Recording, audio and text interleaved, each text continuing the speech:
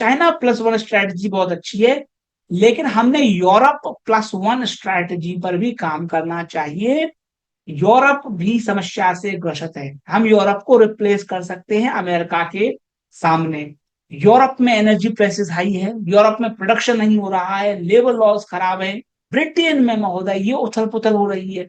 10 सालों में भाई साहब उनके यहाँ 7 PM हो गए। सबसे बड़ी प्रॉब्लम क्या है? यूरोप में सबसे बड़ी प्रॉब्लम है एनर्जी प्राइसेस। और एनर्जी प्राइसेस क्यों ऊपर हुई? क्योंकि भैया उन्हें पर्यावरण की सुरक्षा करनी है। उन्होंने चालू न्यूक्लियर पावर प्रोजेक्ट बंद करा दिए, उन्होंने कुएं बंद करवा दिए तेल के।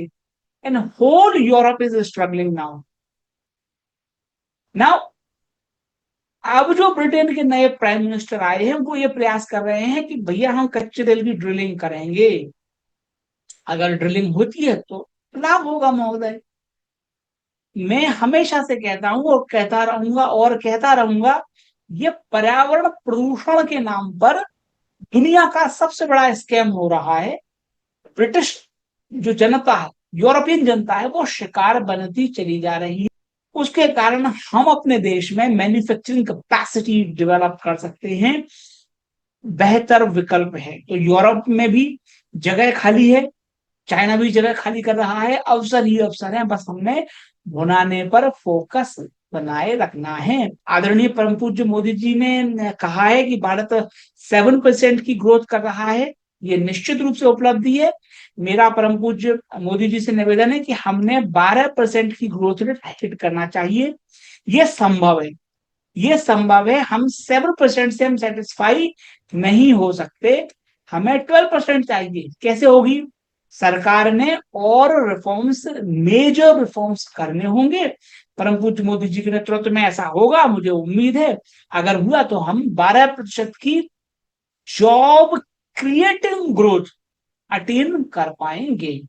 लेकिन अभी 60% नाकाफी है भारत की बेरोजगारी के सामने। आप देखिए, भारत के राज्य तमिलनाडु, जितने ये एमओयूज होते हैं 100% कन्वर्जन है उनका।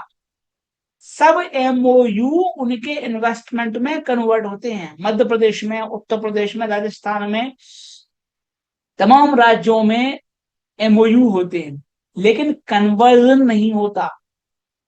तमिलनाडु राज्य में ये संभव है। क्यों? क्योंकि भैया वहां की सरकार हमेशा व्यापारियों के, बिजनेसेस के हित में काम करती है। कोई भी पार्टी सत्ता में रहे, बिजनेस की राह में घोड़ा नहीं अटकाते। अन्य राज्य, भारत सरकार ऐसा करेगी, मुझे पूरी उम्मीद है। अब महोदय, जेपी मॉर्गन का कहना है कि Bharat long term growth opportunity है। बिल्कुल है। हम जवान देश हैं, जवान देश 7% अपने आप ग्रो हो जाता है। तो ये फास्टेस्ट ग्रोइंग इकोनॉमी हम ग्रो कर रहे हैं।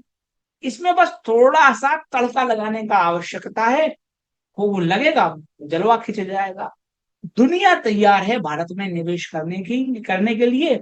जेपी मॉर्गन भी कह रही है भैया भारत में निवेश आएगा अगर कच्चा तेल नीचे चला जाए, अगर रुपया मजबूत हो जाए, इकोनॉमी ग्रो हो ही रही है, चीजें अगर पॉजिटिव हो जाए तो हम तैयार हैं मार्केट के बुल रन के लिए, ऊपर जाने के लिए हम तैयार हैं।